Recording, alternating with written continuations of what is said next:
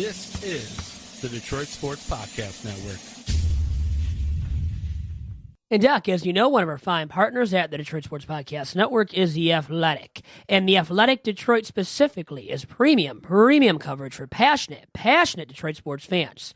And listeners of this very episode of Tiger Talk with Chirco and Company can get 30% off the first year of an annual subscription to The Athletic by visiting theathletic.com/DSP.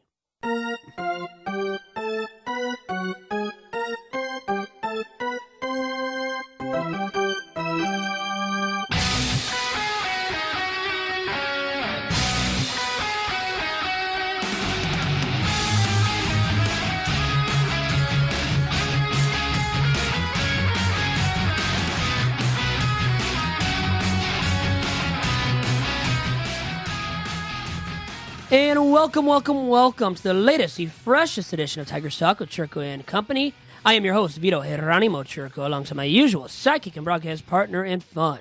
That is Doc from Doc and Jack, John Charles Macaroon. John, how are you doing?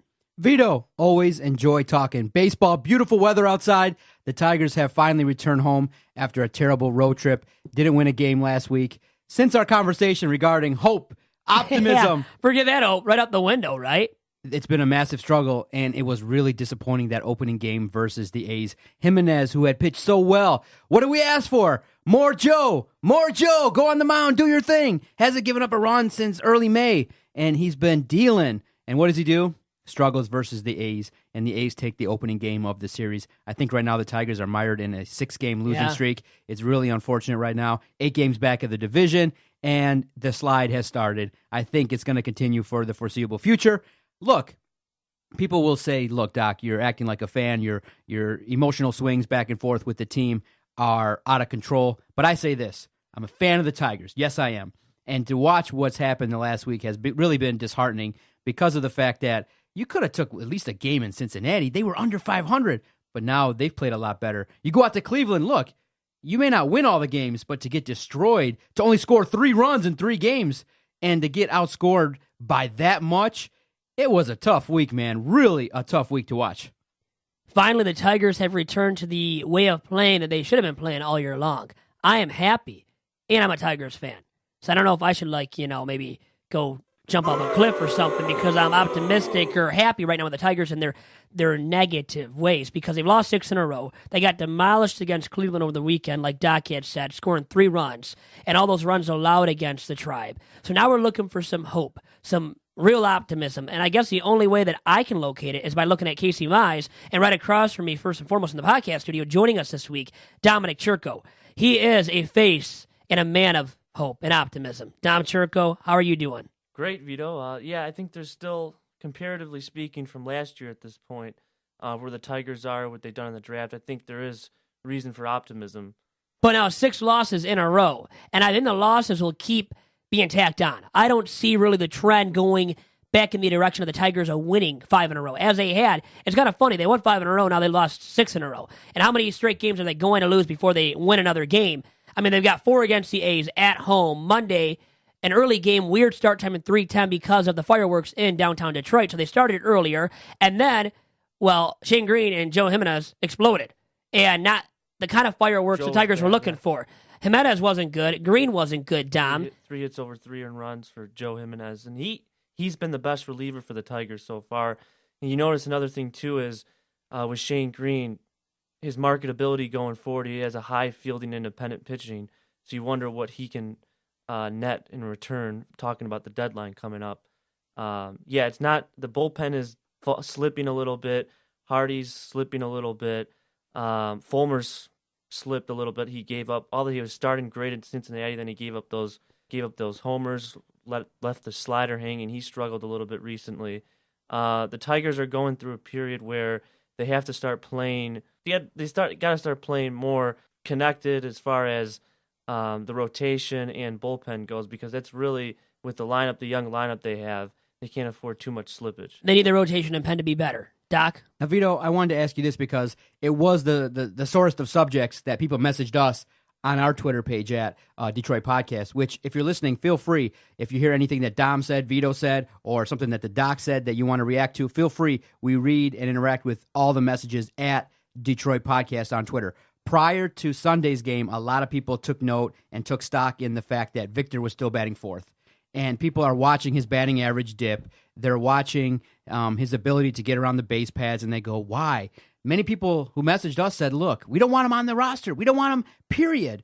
I know we're paying him $18 million, and we're not going to just write him a check to go away. We're not going to just let go of the guy, but just put him on the bench. He is an easy out. He is an individual that if the Tigers are going to lose, fans don't want to see in the lineup, and especially with some big hitters struggling. Prior to Castellanos' home run versus the A's, he was struggling. McCann, Iglesias, Jacoby Jones, Leonis Martin, and then Candelario, I think, had an 0 for series in that stretch. He was struggling. And so when you have some talented individuals who are struggling, to have a guy who's that old not producing really upset a lot of people. And so how do you feel about it? I mean, we all know he's getting paid $18 million. We talked about it quite a bit. But it upset a lot of people, and it sparked a big debate among those that said, look, too bad. You got to deal with it. He's going to be in the lineup, so might as well take advantage of it. Others said, and reporters who were waiting for the Tigers to come back had come back and said, well, what's your analytics department said? And they've said, well, some of our analytics department has said that we got to change the lineup up, but Gardenhire decided not to do it. He felt like certain batters were taking good swings and decided to not utilize what the analytics department told him in terms of shifting that lineup. And one member of that lineup that's not performing well is Victor Martinez. And it's really disappointing among the other struggles of some of the talented individuals who are struggling right now offensively. And the struggles really have been compounded when you bring up V-Mart and his negativity at the plate and struggles hugely. I mean, he hasn't hit a home run. Think about this. He hasn't hit a home run since May 19th against the Seattle Mariners. And leading into Monday's contest against the Oakland A's, from May 20th until then, the 39-year-old designated hitter had hit .255 with 0 home runs, 6 runs batted in 29 games, and 102 at-bats. That's a big enough sample size to realize that V-Mart should not be your cleanup hitter any longer. Should not even be hitting 5th in your everyday order. So Ron Gardenhire not to make that move, well, he looks as stubborn as Brad Ausmus was when he kept batting game in, game out, V-Mart in that 4th spot when V-Mart was struggling, not hitting for power. And a cleanup hitter is supposed to hit for power, is supposed to produce extra base hits. When he's not producing extra base power, Dominic, there's no reason whatsoever to place him in that 4th spot in the Tigers' everyday lineup. But I also want to ask you guys, do you think the move is really technically coming from manager Ron Gardenhire, or do you just one of those situations where the boss is saying, look, we're paying him $18 million. He's going to be in your lineup. It was talked about months ago in March where it's spoken. They're sitting around the table, and the talk is, look, we're going to take some heat. People are not going to be happy, but Victor's getting paid this much money. It's his last year. It's his last go-around.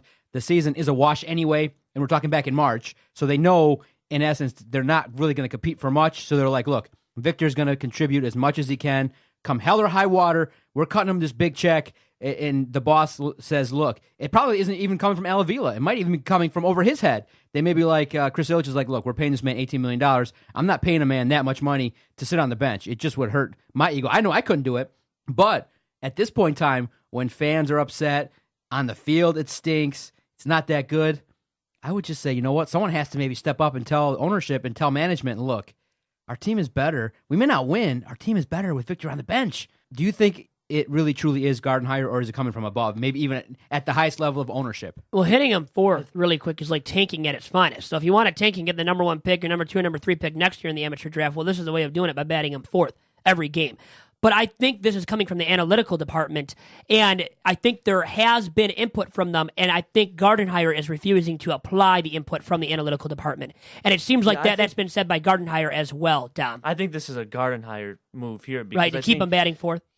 Gardenhire's a guy that he's an old school manager that likes to play his veterans. And what the Tigers benefited, especially the earlier stages in the season, you had Miggy and even V-Mart a little bit, is just having those veterans in the clubhouse to give guys like Nico Goodrum tips at the plate, at the dish, guys like John Hicks tips, and guys like Jeimer Candelario, who's got the same plate coverage as V-Mart. I think having V-Mart in the lineup is helpful to some extent. I don't know about batting him cleanup, but I do think there is value, especially with him being off the books next year to be on this roster when you have guys like that who've been career minor leaguers. You got to remember, the Tigers aren't really a young team. They do have younger guys in the back end, but the Tigers really don't have anyone, especially in that lineup, under 24 years old.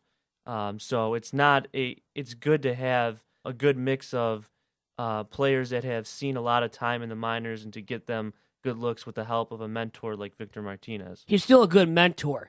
And he has so much knowledge, I think more knowledge that he's forgotten that we've ever known, right? That we've ever had, definitely, I think, is the case with Victor Martinez, too. That helped when the Twins added Torrey Hunter during their playoff run, when they made the playoffs. Just having Hunter, the Twins knew.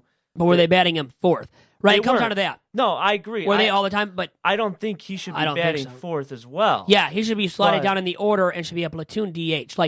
And every other game DH, right? And I think Goodrum will play more, will DH more. I think he should DH more, especially against righties, Nico Goodrum. And can't you almost agree? I think you can agree that he's probably forgotten more in terms of ability at the plate than we've ever had, than many other major leaguers currently have had and do have, or past major leaguers have had. I mean, he's been that impressive in the past in his big league career at the plate as a DH, first baseman, catcher way back in the day now. He's always been able to hit, and from both sides of the plate very impressively as a switch hitter. So you got to give him a ton of credit for what he's done in the past and his mentoring ability and the ability to provide tutelage, right, to these younger ball players over the years and maybe even now in this current rendition of the Tigers ball club. But my point is, if you know you're not going to win this year, the Tigers are still pretending to try to win, right? And when you're pretending to try to win at times, well, your best case of being able to win game to game is not by hitting him fourth every single game. It should be by slotting him down in the order, like the seventh spot, right, where you can hide him a little bit more, Which tells you that they're not going out there to win games.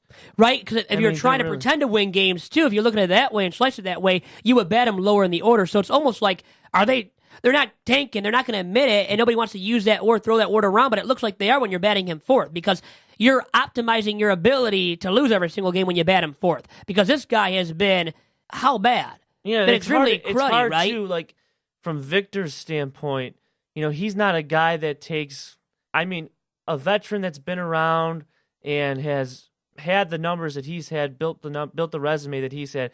It probably does take an ego hit if you bat him lower in the lineup, and you're not going to bat him at the very top of the order because he can't run. Yeah, can't move. So when guys get hits, right, and he's in scoring position, let's say, maybe he gets a double, or how about a single? He can't go from first to third, and if Gardenhire really wants to implement more of a capable base running ball club, well, you're not going to be able to, And so bat him in certain spots. What the Tigers should do is they should not play him as much. They should not insert him in the lineup as much, especially in the second half of the season.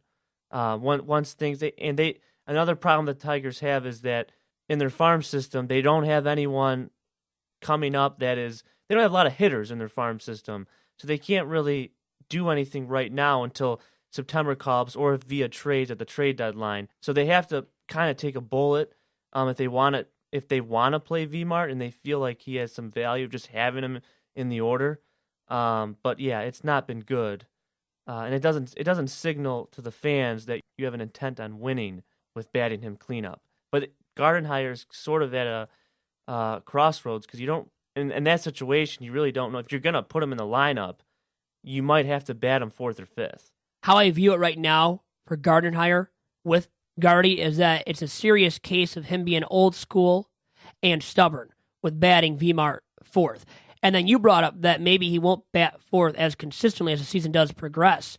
I have to take the contrarian point of view because of the fact that, once they trade guys away, even more guys from that order, let's say, well, he's going to have to bat fourth, or they will then find the excuse to bat him fourth, to get V-Mart his ABs and specifically hitting cleanup. So you could see that kind of utilizing, for me, the contrarian point of view, that V-Mart actually won't stop getting at bats hitting fourth, but will continue to do so. And he has, I know, consistently so far. But I guess my point is, I don't know if you're going to see a huge reduction in him batting fourth because once they trade away guys near the deadline. With you. I'm saying they shouldn't do that. But I was saying for the Tiger situation, You have Iglesias, Jacoby Jones, and James McCann. Are you going to hit them 4th or 5th? No, it's about your options too, because right now, even before they make trades, that's why I said. What are your options? Gardenhire, Unless you call up Kristen Stewart. How about calling up Stewart? Maybe they call him up, but you're not going to bat him 4th right away, too, right? You're not going to do that right away. So really, I wanted to say this too. So in the outfield alignment, if you call up Stewart in the corner outfield spots, you have Stewart and Castellanos.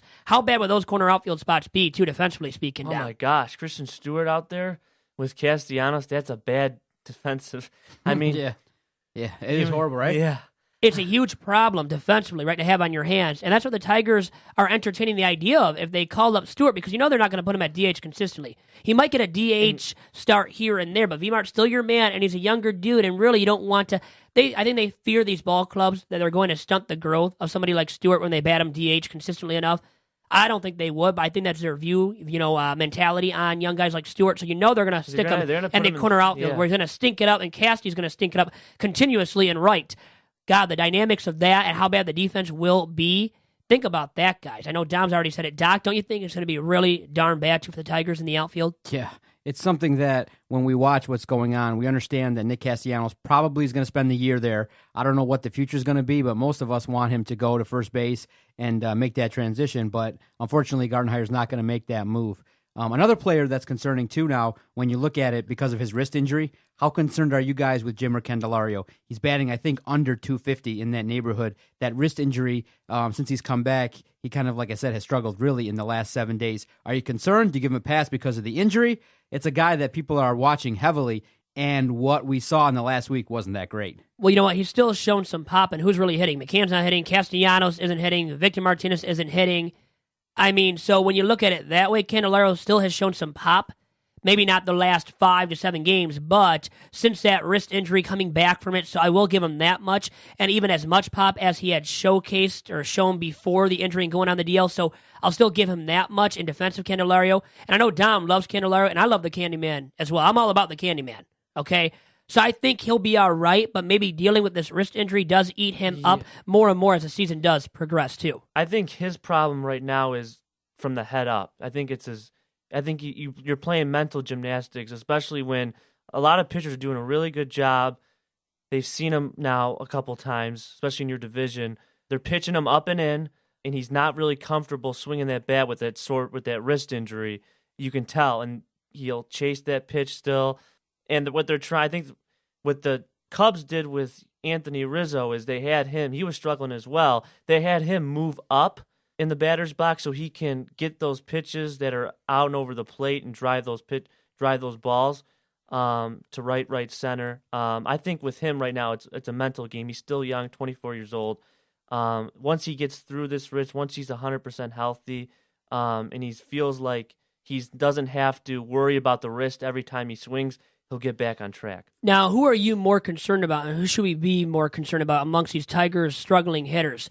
You have James McCann, Nicholas Castellanos, Jeimer Candelario to a certain extent as well.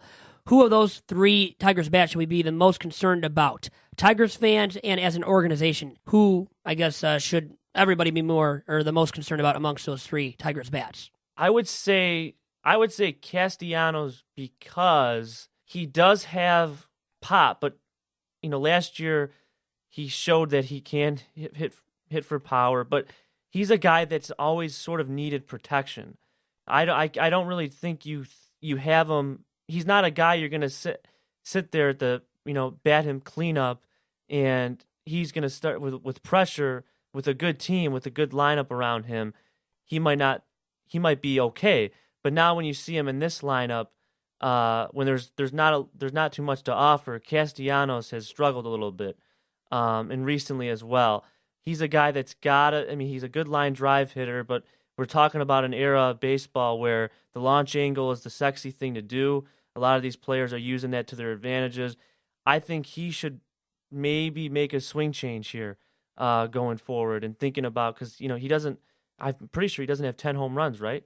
Well, he has 5 home runs since June 1. And 15 ribbies, a 750 OPS, so he's still hitting for a little bit of pop and for extra base power. But overall-wise, you're right, Dom. I think you have it right on the head, and that he's not a good enough power hitter, doesn't have a good enough power stroke consistently. And I think even as he moves forward in his career, that will be a concern for him. And you're talking if he about moves to his first market base as too, well. right? Yeah. And right field now has become a big hitter's market. And you got to hit for guys power like- then, you gotta too, hit for more than he power. is. Because he's a line Yeah. drive guy. He's He a really line does drive still guy. hit for line drives. He still And has been that's doing a great thing. I that. mean, obviously, you look at he's going to be a guy that he should be a guy that hits for average. But I think if you're going forward, I think he's got to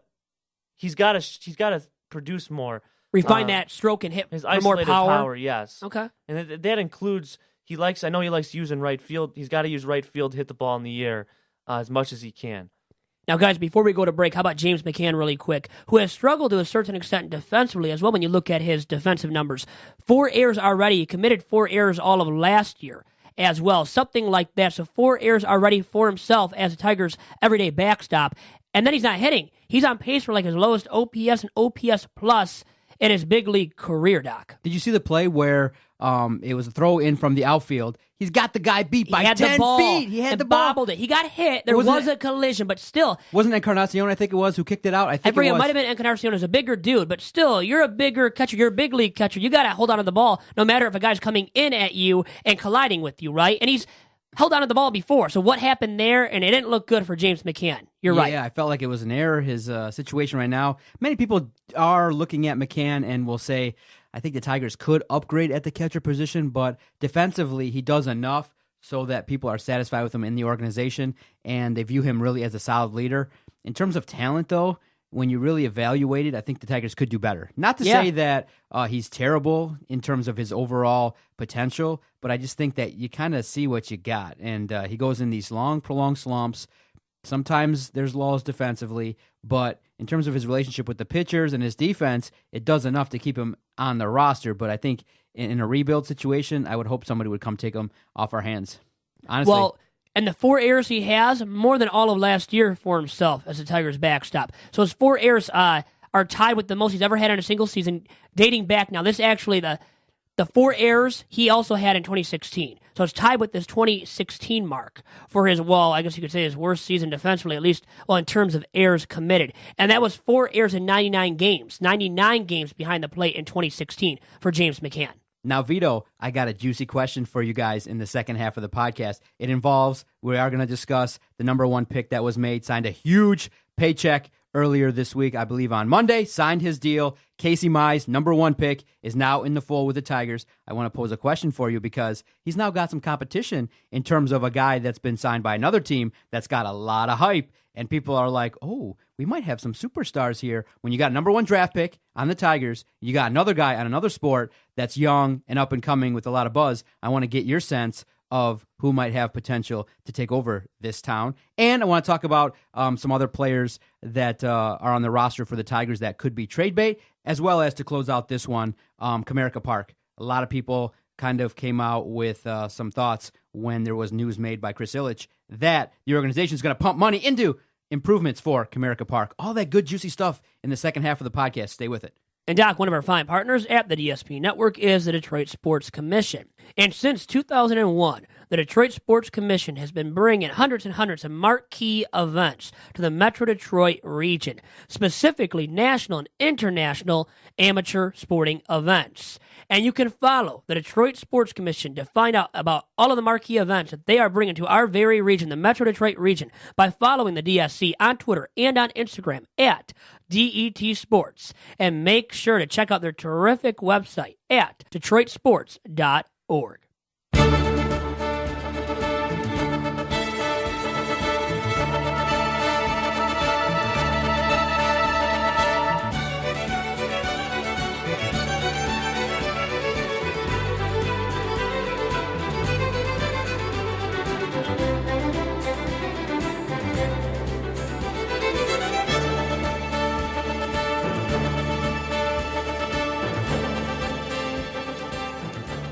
And back here on Tigers Talk with Chirco and Company, and the guys in the studio, not named me, Vito Chirco, that is, are excited about something that's not Tigers related. Lionel Messi, no, he didn't score a goal, but Argentina scored a goal, and now they're going to stave off elimination. So the guys are excited about something that is soccer related, a world sport, not baseball, and not the Tigers. But the Tigers, a little bit of exciting news in recent memory. Monday, Casey Mize, the number 1 overall pick, Tigers' first pick, first overall selection in this year's amateur draft, signed his first pro deal with the Tigres. And so you can say he is signed, sealed, and delivered, Dom Chirco. And what do you think of Casey Mize and his potential as a ace caliber right-handed arm for the Tigers moving forward?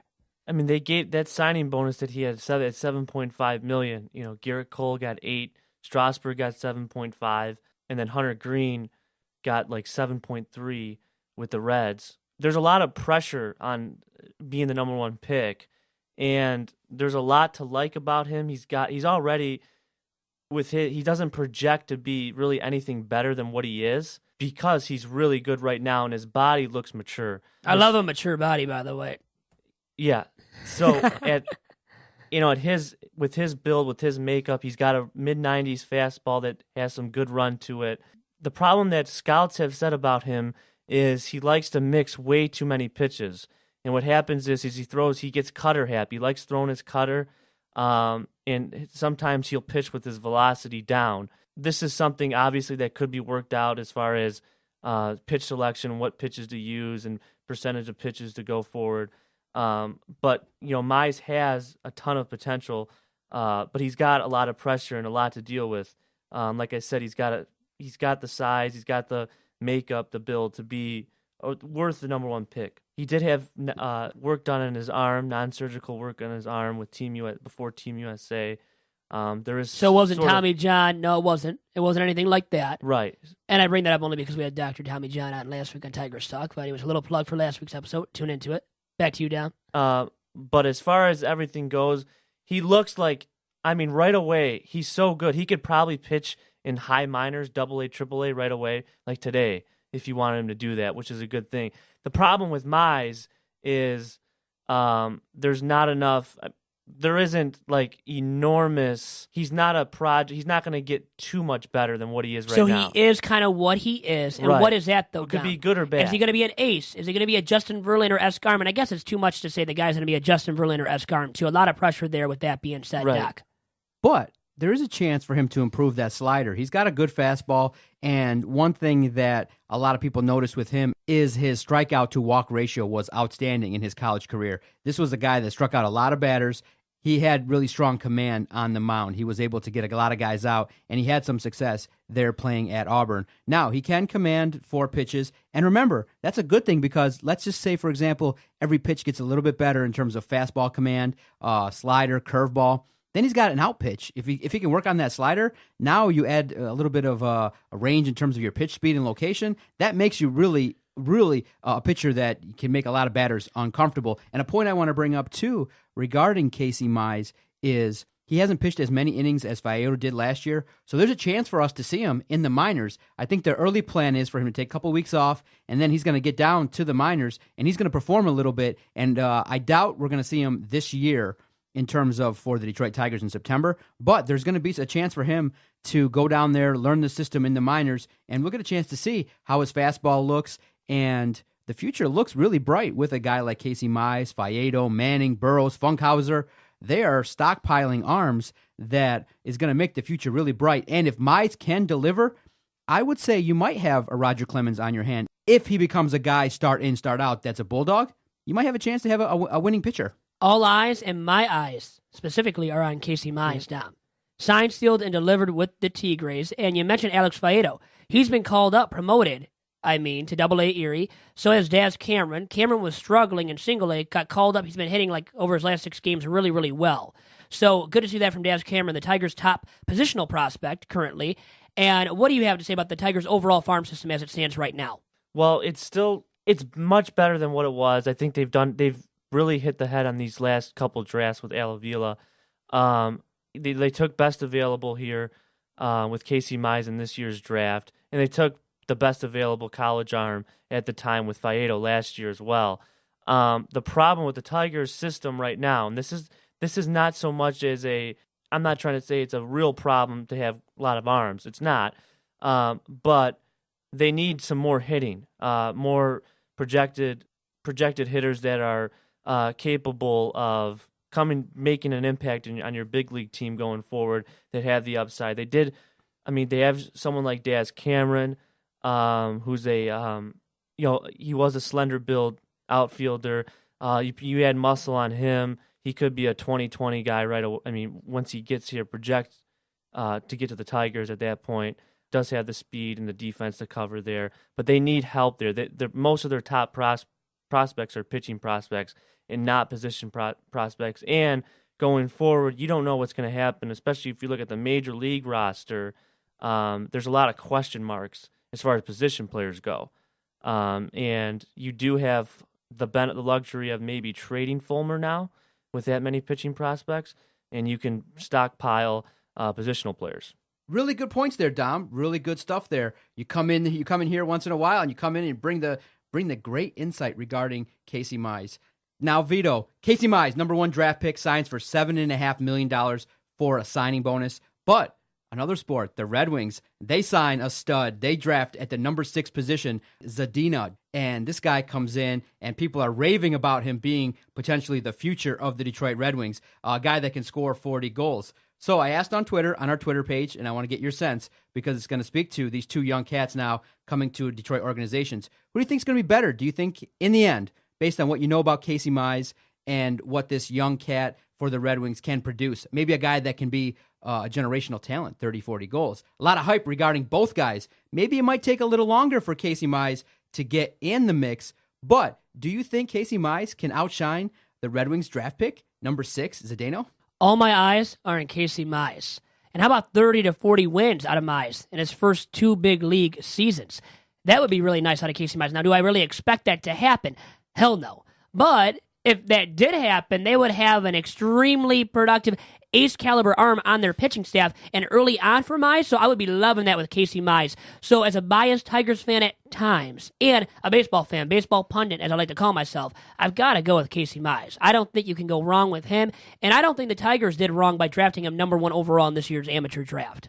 It's going to be fun, too. 2 young cats. People are talking about him. The good thing with Zadina is I think the hype regarding him can really help him and put some pressure on him to perform for the Red Wings. But at the same time, with Casey Mize, if he comes up with 3 or 4 of those guys together, maybe all at once, Faedo, Funkhauser, Bo Burrows, Manning, if they can compete with each other, that's 5 quality arms all trying to. With Zadina, he might have to kind of carry the load a little bit with Dylan Larkin, whereas the Red Wings don't have as many top-end talent, but maybe Casey Mize can just become one of the fellas. But I think the expectations for him are going to be pretty high, like you said.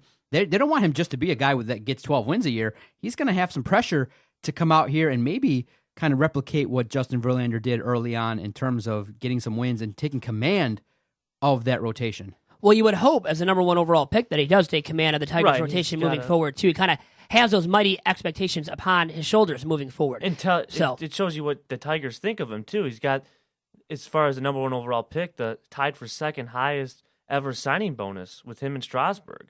So he has to be good now. So he's got to be that good, really, for the Tigers. And it was a really good pick because he is a college arm. He is seasoned as a college arm. So it was a good pick. They took the best available going forward. And unlike those other pitchers in their system, they have a lot of other pitchers with Franklin Perez as well that are younger arms where we can project where they're going to be. With Mize, it's almost a surefire bet that he's going to be a pretty good starter, at least, at the very least, a mid-rotation. Now, remember really quick, Justin Verlander wasn't a number 1 overall selection by the Tigers, too, when he was selected by the Tigres. So people, I think, believe that or think that hugely, too, and that's not true. So now, Dom made a point that with this plethora of arms in the minors, there's an opportunity maybe to move arms like Boyd and Fulmer. Your colleague over there at the Free Press, Anthony Fennick, kind of did an article, and he looked at some of the players that he felt were either very likely or not likely to be traded. And the arm that kind of has sparked a little bit of debate is Shane Greene. And I want you to kind of go through this a little bit and talk about maybe a couple people that maybe you think the Tigers would be best served to let go of. Starting with Shane Greene, some people are saying, look, his ability to get left-handed guys out right now is he's struggling. He has, in some appearances, struggled a little bit, and there's an issue there because of the fact that this year he might earn 40 saves, which, when it comes to his contract, is going to bloat it up a little bit in the coming years. So people are saying, look, there's 2 sides to trading Shane Greene. You either can let him go and get something for him before that contract elevates and you got to give him more money, and others say, look, you know what? Keep him around. Let him be the closer. You know what? For the next 4 or 5 years, he could do the job and maybe help take a little bit more time for Jimenez to kind of ease into that role instead of maybe just throwing him into that role maybe just a little bit early. So there's two sides to that, and I also want to get your sense of maybe trading Boyd and Nick Castellanos. So I'm interested to get your sense of it because I know you're in the know with baseball, and I'm curious to get your sense and pick your guys' brain on how you would kind of conduct a rebuild. Who would you want to keep?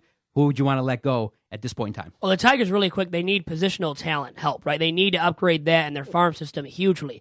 And another guy that they did take who just signed with the Tigers, his professional contract, is Cody Clemens, a second baseman from Texas, the Texas Longhorns, who had a really good College World Series run for himself, the son of Roger Clemens. So we talked about maybe Casey Mize being the next Roger Clemens. That's hyperbole at this point, even being the next Justin Verlander. But Cody Clemens, now kind of a lot of expectations on him to be something.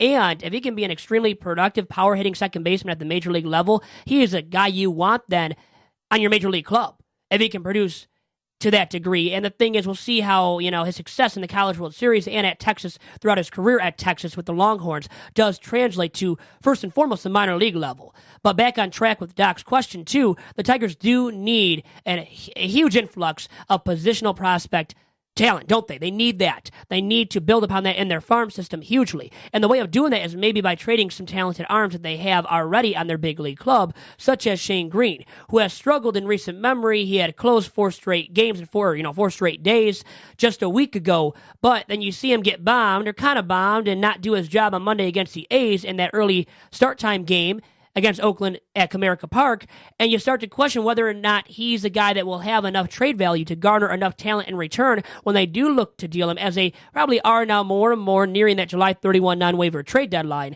And you would hope still they can trade him and garner some, middle-tier prospects, at least some quality prospects that can revamp their farm system and the positional prospect side of their farm system specifically. A guy like that is a guy I think they will target to deal for positional prospects as they near. The Tigers and Major League Baseball as a whole nears that July 31 non-waiver trade deadline. So I think Shane Greene is a guy for sure that will be dealt. I don't see him being a part of this Tigers Major League club come August 1st.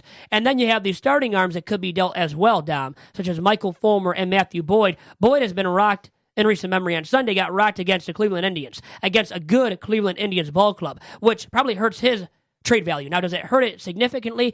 Who knows how other teams view him right now after these starts that have gone awry for him in recent memory. But I still think his trade value as a left-handed arm that can start every 5th day is somewhat of quality. Maybe not as high as it once was, but still somewhat of quality. And then there's Michael Fulmer. And when you discuss Michael Fulmer, you have to bring up that he hasn't been as good and as sharp and as effective every 5th day this season thus far, but still is a top-of-the-line rotation guy, isn't he? He's a high-caliber arm that can go and get it done for you. When he's on his game, can go and get it done for you and look mighty tough to hit. Really can be that dominant ace caliber arm. So I think with all that being said, Dom, Fulmer, who you can still deal, who could be dealt by that July 31 non-waiver trade deadline. I don't think it's as likely as it once was because he struggled this year to a large degree. And Boyd, now in recent memory, struggling, hurts his trade value a bit as well. But I could see, honestly, Boyd, and because he's a Seattle native, the Mariners are looking for arms. Maybe they make a deal for Boyd. And then Shane Greene, any ball club that's contending right now could always use bullpen help. So maybe a contending ball club deals for Shane Greene. And once again, the percent likelihood, just the likelihood of Shane Greene being dealt, I believe is well above 50%. And playing a game of Big Vito's over-under, I would say well over 50%. Now, Boyd, it's probably still below 50% and like 45%, let's say, or 45.5%. Who knows? But below 50% in totality here. And then Michael Fulmer, I think it's way below 50%. I think it's more at 25%. But Dom, when you look at these 3 arms that I just mentioned, where do you place the odds of these guys being dealt when you consider a game of Big Vito's over-under and the number being at 50%? Over-under 50%, the likelihood of, let's start with Shane Greene being dealt. And let's talk about these guys individually. So first, once again, with Shane Greene down, over or under 50% that he gets dealt.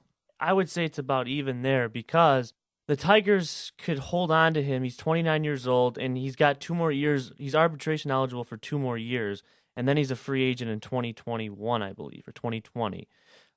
So they don't have to rush to trade him. but he's gonna have, and he's probably not gonna have as much value because he's still. I mean, once you hit 30, and even if you're a reliever, and there's a lot of older relievers, but he might not have a ton of value as far as what you're gonna get in return. He has struggled as of late against lefties as well. The other guys, the guy that would net the most in return is 25-year-old Michael Fulmer.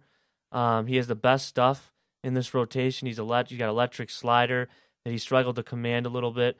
He's got the strikeout percentages up. The only thing you see, and then the other guy, Matt Boyd, what teams like about him is batting average and balls in play is the lowest on the Tigers, and he's a little older than Fulmer, but he's a guy that can pitch to contact when he's on, when he uses that changeup and gets that low and away to righties, and uses that high elevated fastball against lefties. To me, Boyd is the guy that should go.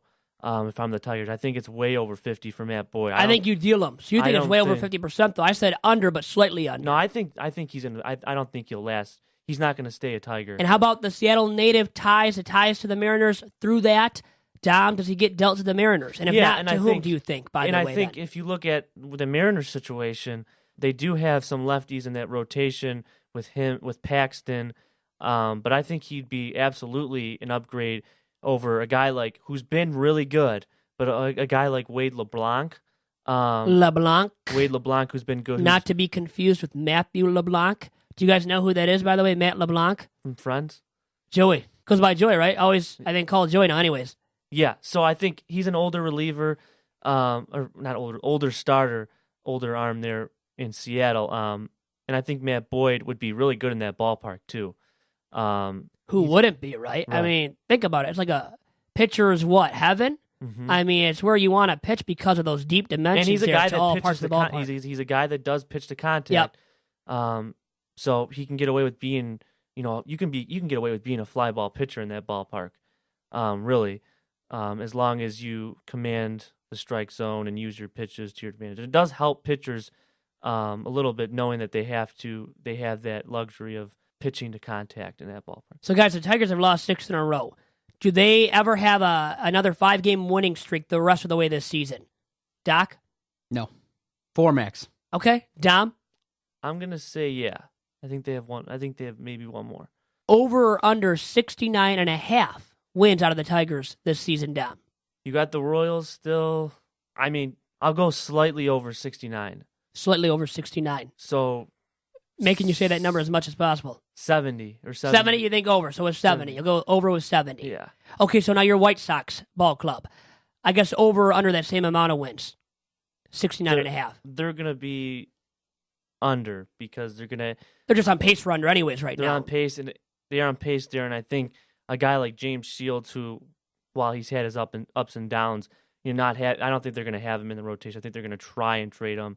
And the White Sox are going to be able to pay most of the money there, so they got to rely on their younger guys, and some of their younger guys have been down if Giolito doesn't go. Or mediocre, and Giolito's been really bad, Yeah. right? I don't know what's been happening with him, but maybe just he's too young to pitch at the big league level, and it's been too much for him to handle so far, or what? I don't think it's that. A lot of Giolito's issues has been velocity and location. Velocity. He was only pitching in spring training. They were raving. He was throwing 95, 96, 97. He got up to once on the radar. Didn't he hit 100 or 100 plus at one point? Just throwing. Yeah, he did, and then he had an injury. But he looked really good in spring, and then I don't know what happened. A lot of it to do maybe with the cold weather, pitching in the cold weather a lot. He's a Santa Monica, California guy. I don't know. But his velocity's been way down this year. How far off is the Tigers' farm system from the White Sox's farm system? It's probably the White Sox are at the stage where they're building on depth at certain positions, where they have backup plans. The guy that they drafted this year, Nick Madrigal, who's been short, but mighty. He's 5'7", 160 pounds out of Oregon State. He's in the College World Series. He's sort of going to be an insurance plan for a guy like Tim Anderson or Yoan Moncada in case one or the other doesn't pan out, or if Tim Anderson moves to the outfield. But yeah, to answer your question, the Tigers are probably at that close to getting to that second stage where they're adding a compilation of pitchers and hitters. They're about 2 full years away from the White Sox. And guys, this division is weaker, and maybe a lot weaker than we thought going into the season. Now, you had thought the Royals would be bad and drastically bad, and they are really bad and the worst team in the division, the worst team in baseball almost. The Baltimore Orioles are the worst team, though, right? They take the cake. They look like it, at least, and how they perform pitching-wise, hitting-wise. But anyways, back to the AL Central, Dom. Is it a lot weaker than you thought, or just a little bit weaker than you thought going into the season? I thought the bottom. I'm surprised about the Twins, but I'm not surprised about the bottom three. I think the Tigers have had an advantage, especially in that lineup and in that rotation too, where they had veterans who, I mean, even a guy like Mike Fiers was an innings guy in Houston. So I felt like in Liriano as well, I thought was more of a starter per se than a reliever. So I thought they did add good veterans, and they also had guys.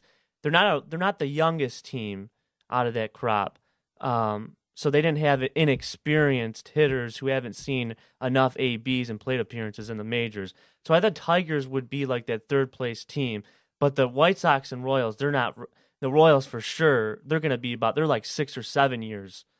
I mean, they're way down the line. They're way down out the in line. terms of out from. Yeah, they're going to be bad contending for again. a while. Yeah, they will be for sure. The White Sox should be more quickly contending, and the Tigers 3 to 4 years. The White of Sox still. are on the up and up. I know it's not. Yeah, they are more than the showing. Tigers and the Royals. I know their major league roster, but they have a lot of young talent in the majors. But their farm system is, a lot of people say it's the third best overall behind the Braves and Padres, with the young talent they have now in that farm system. And with how weak the division, with how weak it is, AL Central as a whole, you could say the Tigers might contend for a second-place spot. Oh, not this season. Probably not this season. I'm going to say that. But next season. You could say as soon as next year, if the Twins don't get their act together, who have underachieved extremely, in my opinion, because they should be competing right now with the Indians for that first-place spot, and they're still way out. They were 8 games out like the Tigers just a couple days ago. If not now and moving forward, they might still be like that, and they might not even inch any closer or much closer from or compared to what they are right now, which is sad but true for the Twinkies with the expectations they had to compete for the division crown. I think at least to compete a little bit for that division crown. And once again, they're way off from doing that now. And I saw a stat where their OPS last year was worse than the White Sox's OPS as a team last year. So they've always had, and what's hurt them, what's kind of put even a bigger sore on the wound is that guy like Brian Dozier struggled mightily, and a guy like Miguel Sano, who was sent to single-A Fort Myers because he wasn't in shape. He looked the part of not being in shape. So they've always had some trouble as far as having a guy in the middle of the lineup. Sano was really good last year, and Dozier was, but the guy in the middle of the lineup who they can rely on, and they don't. I mean, Mauer's doesn't have the power anymore that he once had. And they did add a lot. They did add guys, veterans as well in their rotation. Lance Lynn, who's underachieved. They added Fernando Rodney as well. But the rotation's still not good enough. Still doesn't have that definitive number one, right? Odorizzi looks like he's a flop. Yeah, he hasn't turned out either. So the Twins haven't turned out to be a good enough ball club to compete for the division crown.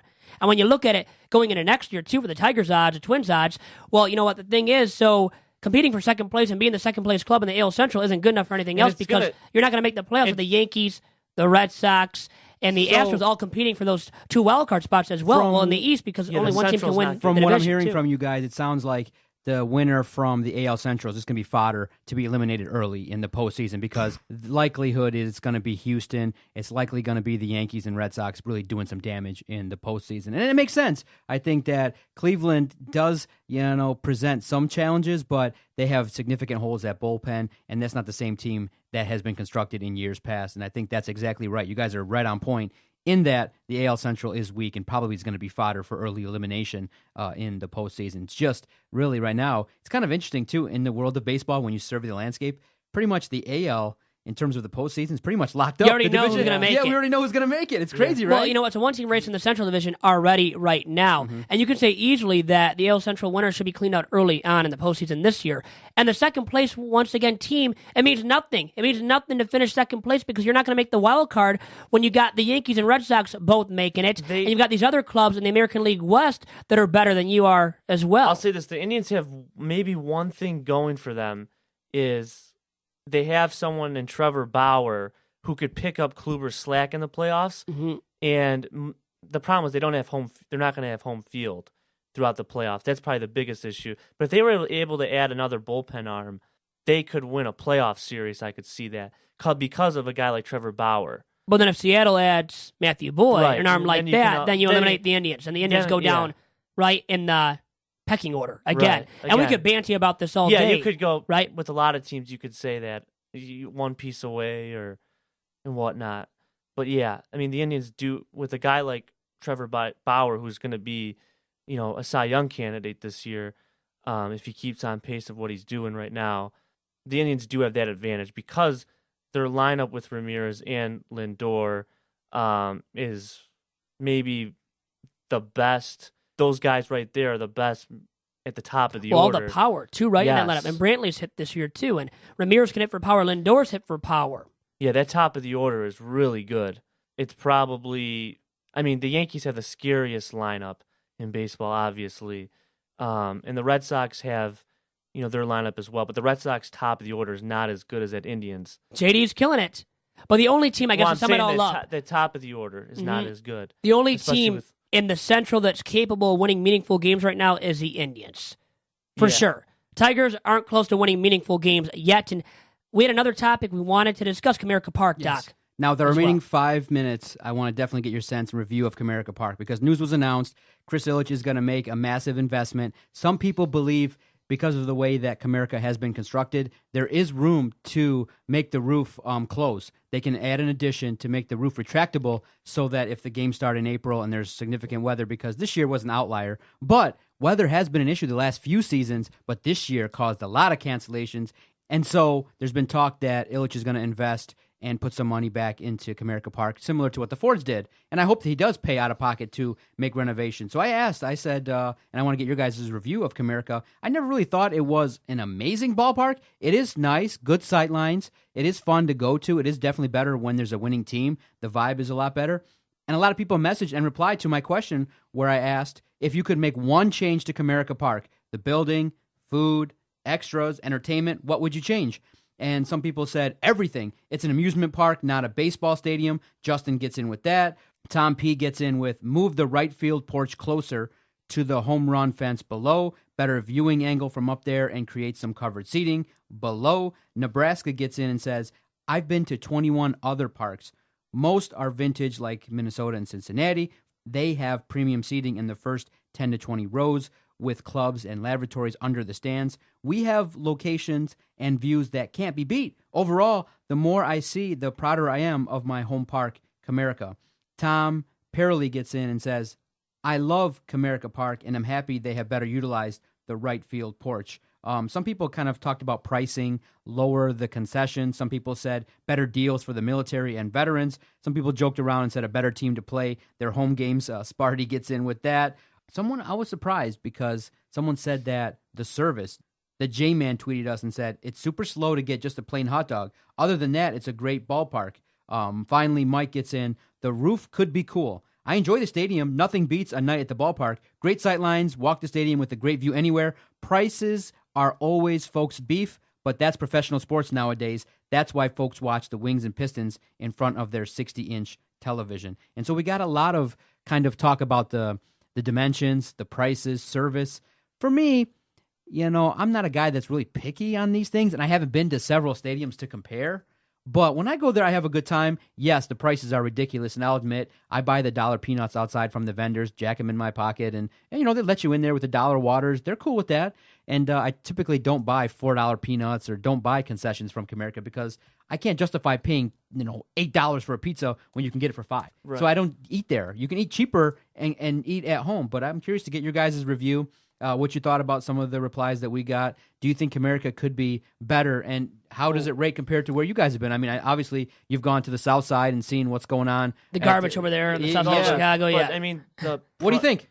The prices at Comerica are outrageous, especially if you're bringing, you have, a family to bring, too, like a family of 4, family of 5, family of 6. You're talking about spending northwards of, $200 at least. I think that part is expensive as far as the concessions go. I do think Comerica, I'm not a big. I'm not picky as well, but I mean, I think maybe moving. You can putting that retractable roof in there. I think that should happen, but it won't. Too much money, right? Yeah, it's not feasible financially speaking. You're talking about games, especially in April and September, where people don't want to go to the. You don't want to go to the game when it's first pitch is 38 degrees, freezing rain, winds at 20 miles per hour. That's always a good thing.